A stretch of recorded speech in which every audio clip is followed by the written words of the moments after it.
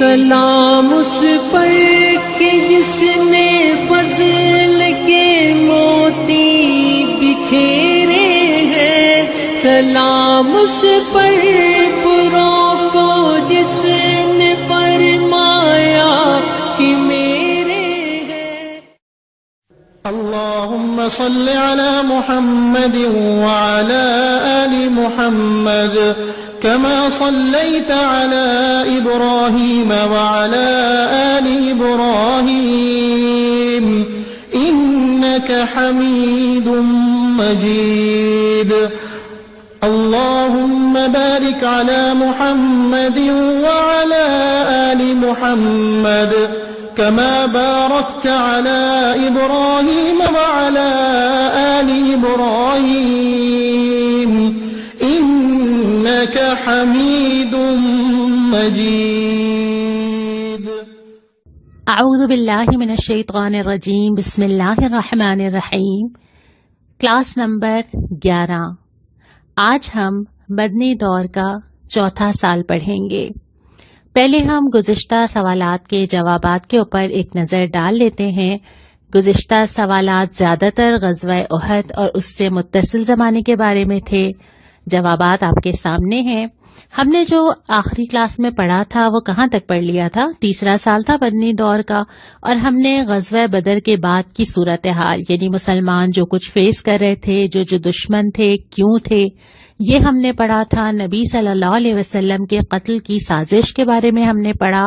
اس کے علاوہ جو غزوات و سرایا تھے، جس میں اہم ترین غزوہ احد تھا، جس کے بارے میں ہم نے پڑھا تھا، اور اس سال کے اہم احکامات اور واقعات بھی ہم نے دیکھے تھے۔ آج کا ہمارا سبق مدنی دور کے چوتھے سال کے بارے میں ہے، اور آج ہم جائزہ لیں گے کہ غزوہ احد کے بعد صورتحال کیا تھی، اور وہ غزوات و سرایا کا جو سلسلہ چل رہا تھا اس کے ساتھ ساتھ کیا کیا چیزیں تھیں جو مسلمانوں کو پیش آئیں۔ غزوہ بنو نذیر کے بارے میں خاص طور پہ پڑھیں گے، غزوہ بدر دوم کا جائزہ لیں گے، اور پہلے کی طرح اس سال کے اہم واقعات اور احکامات کو ہم دیکھیں گے۔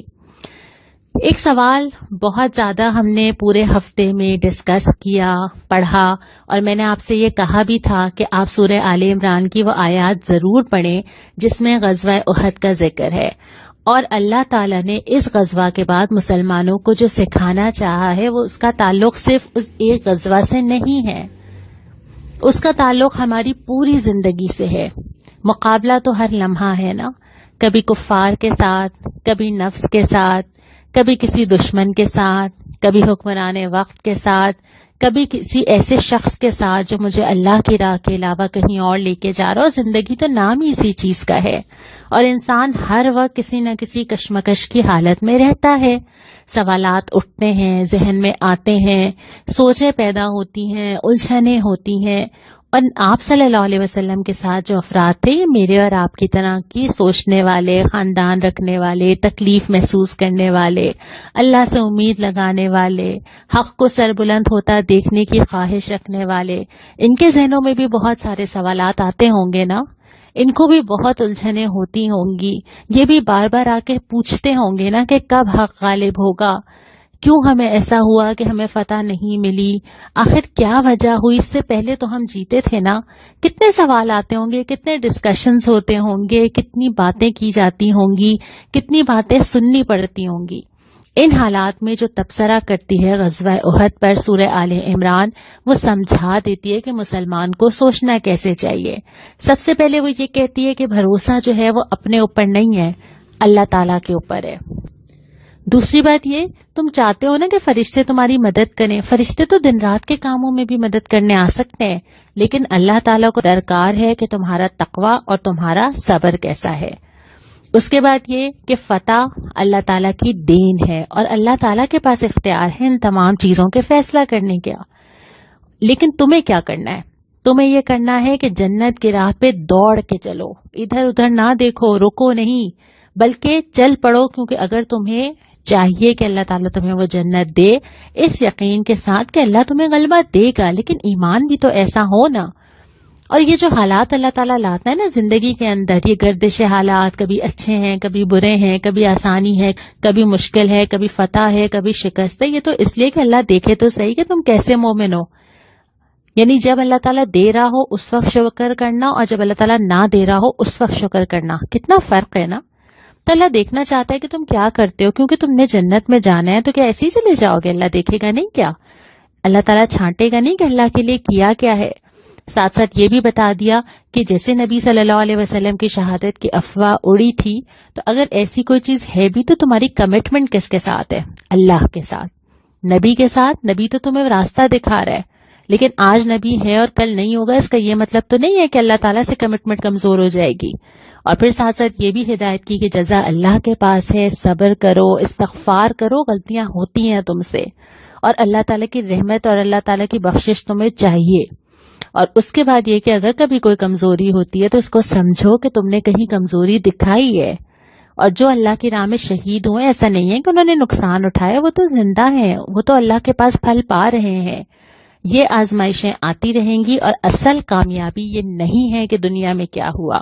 سب سے بڑا سبق یہ ہے کہ اصل کامیابی یہ ہے کہ تمہیں جنت مل جائے، اللہ تم سے راضی ہو جائے. یہ تمام موضوعات ان آیات میں آتے ہیں.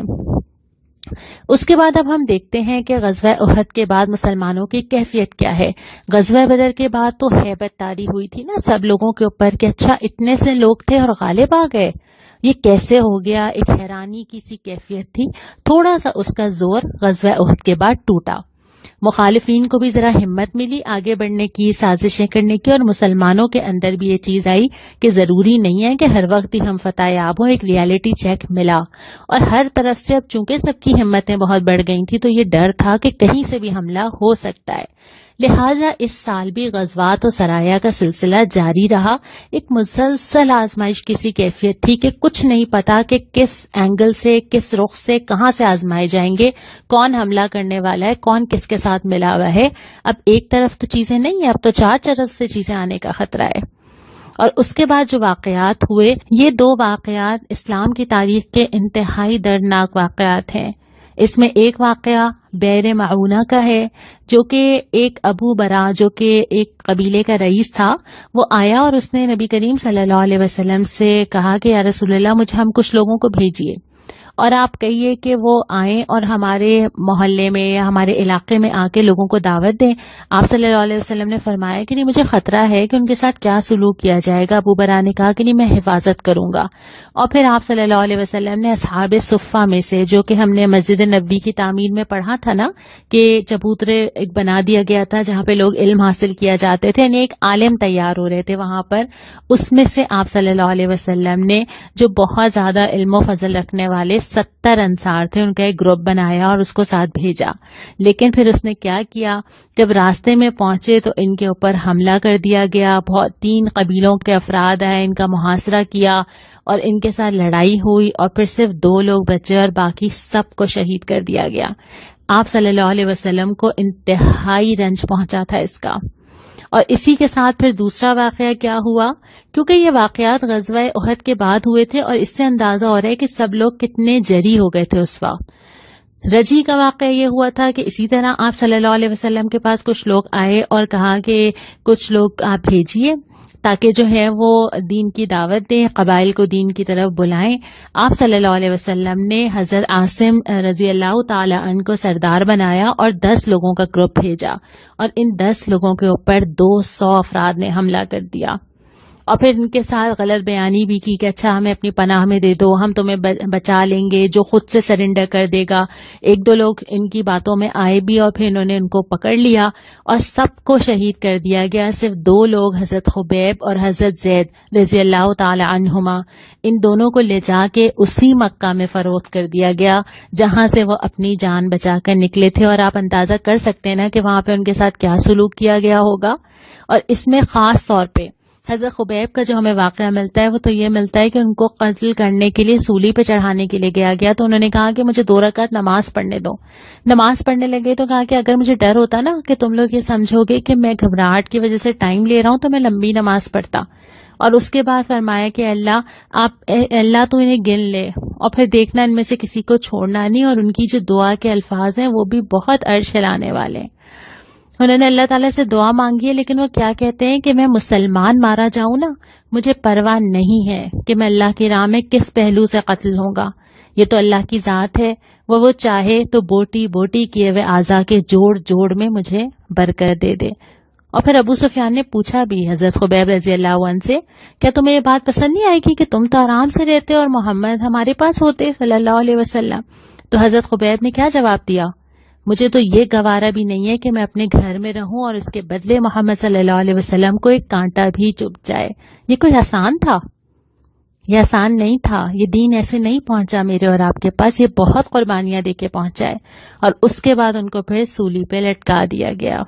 یہ سارے واقعات نبی کریم صلی اللہ علیہ وسلم کے رنج میں اور غم میں بہت اضافہ کر رہے تھے، لیکن اس کا یہ مطلب نہیں تھا کہ مسلمان اپنے اصل مشن سے غافل ہو گئے ہوں.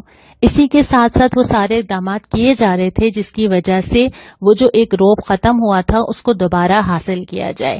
ایک تو یہودیوں کا ہم پہلے پڑھ چکے کہ 3 قبیلے تھے، جس میں سے بنو قینقاع کے بارے میں ہم نے پہلے پڑھ لیا. اس کے بعد جو دوسرے 2 قبیلے بچے تھے، اس میں ایک قبیلہ تھا بنو نذیر. بنو نذیر کی بھی وہی کیفیت تھی، سازشیں کرنا. یہاں تک کہ عبداللہ بن ابی سے انہوں نے سازش کر لی تھی. وہ ان کو سپورٹ کر رہا تھا اور وہ کہہ رہا تھا کہ بہت سارے لوگ تمہاری مدد کے لیے آئیں گے، تم ٹکر تو لو. اور بہت ساری چیزیں ایسی ہو رہی تھیں جس سے ان کی سازشوں کا پتہ چل رہا تھا. آپ صلی اللہ علیہ وسلم کوئی گفتگو کرنے آئے اور کہیں بیٹھے تو ان لوگوں نے سازش کی کہ ہم ایک پتھر گرا دیں، اور آپ صلی اللہ علیہ وسلم کو اس کا علم ہوا. پھر یہ کہ ذخیرہ جمع کر رہے تھے، ہتھیار اندر جمع کر رہے تھے کہ مناسب وقت پہ حملہ کریں گے. جب ان کی یہ ساری چیزیں سامنے آئیں تو پھر ان کو نوٹس دیا گیا کہ 10 دن کی مہلت دی جاتی ہے. اس کے بعد جو شخص پایا جائے گا اس کو قتل کر دیا جائے گا. اس دوران بھی ان کی باتیں چلتی رہیں. عبداللہ بن ابی نے ان سے کہا کہ نہیں گھر مت چھوڑنا، ہم کریں گے نا حفاظت. ادھر ادھر سے بہت سارے لوگ ہیں، اور شروع میں انہوں نے سوچا کہ نہیں، یہ نہیں چھوڑیں گے. اور مسلمانوں کے لیے کوئی آسان تھوڑی تھا. اب تو لگ رہا تھا کہ مدینہ کے اندر سے جنگ چھڑ جائے گی.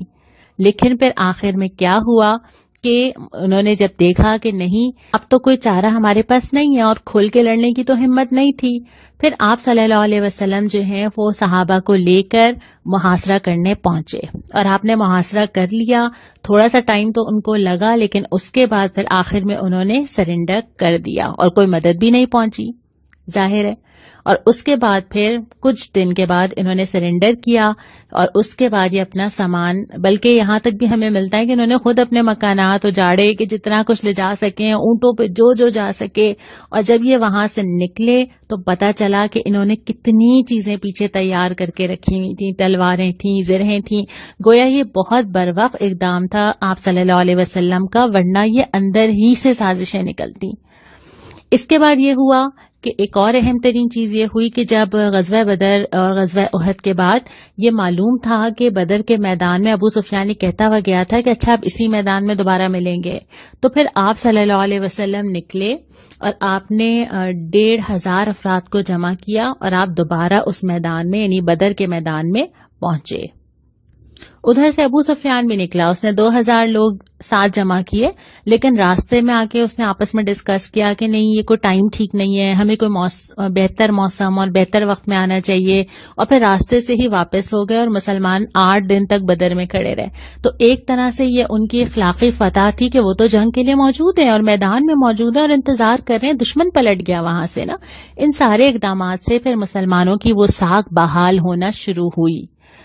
اور اس کے بعد جو اس سال کے اہم واقعات تھے، اس میں حضرت حسین رضی اللہ تعالی عنہ کی پیدائش تھی. آپ صلی اللہ علیہ وسلم کا حضرت زینب رضی اللہ تعالی عنہا سے نکاح تھا، لیکن اسی سال حضرت زینب رضی اللہ تعالی عنہا کا انتقال ہوا، اور پھر آپ صلی اللہ علیہ وسلم کا حضرت ام سلمہ رضی اللہ تعالی عنہا سے نکاح ہوا. یہ جو ہم نے سال پورا پڑھا، اس کو آپ اگر محسوس کریں تو آپ کا اندازہ ہوگا کہ مسلمانوں کے لیے مشکلات ختم نہیں ہوئی ہیں، بلکہ شاید مشکل سے مشکل تر ہوتی جا رہی ہیں. اور ابھی 2 سال تقریباً اور ایسے ہیں جو کہ اسی طرح سختر ہوتے چلے جائیں گے. پھر ہم دیکھیں گے کہ جب انہوں نے اپنے آپ کو ثابت کیا ہر قربانی دے کر، پھر اللہ کی مدد کیسے ہوئی اور پھر حالات کا نقشہ پلٹنا شروع ہوا. ابھی تو کسی کو نہیں پتا کہ آگے کیا پیش آنے والا ہے. اسی حوالے سے جو آج کی حدیث میں نے منتخب کی ہے، جو سنت بھی ہے، آپ صلی اللہ علیہ وسلم نے فرمایا کہ اللہ تعالیٰ خاص لوگوں کی بدعملی کی وجہ سے عام لوگوں کو عذاب میں مبتلا نہیں فرماتا جب تک ان کے درمیان منکر رواج نہ پا جائے اور لوگ روکنے پر قادر ہوتے ہوئے بھی روکنا چھوڑ دیں۔ اس صورت میں اللہ تعالیٰ عام اور خاص سب کو عذاب میں مبتلا کر دیتا ہے۔ گویا برائی سے روکنا صرف یہ نہیں ہے کہ میں اگر خاموش رہوں تو میں نے اپنا ایمان بچا لیا، بلکہ اللہ تعالیٰ کے عذاب سے بچنے کے لیے بھی میرے لیے ضروری ہے کہ میں ہر قسم کے منکر کو روکوں، معروف کا حکم دوں اور برائی سے روکوں۔ یہیں پہ میرا آپ سے ایک سوال ہے کہ وہ کون سی برائیاں ہیں جو آپ کو لگتا ہے کہ اگر ہم مل کے ہم سب کوشش کریں تو وہ معاشرے سے ختم ہو سکتی ہیں، جس میں ہمیں اپنا حصہ ڈالنا چاہیے؟ آپ کے جوابات کا انتظار رہے گا۔ اگلی دفعہ انشاءاللہ تعالی ہم مدنی دور کا 5واں سال پڑھیں گے۔ السلام علیکم ورحمۃ اللہ۔ سلام اس پر کہ جس کے نام لے باہر زمانے میں بڑھا دیتے ہیں ٹکڑا سرفروشی کے فسانے میں۔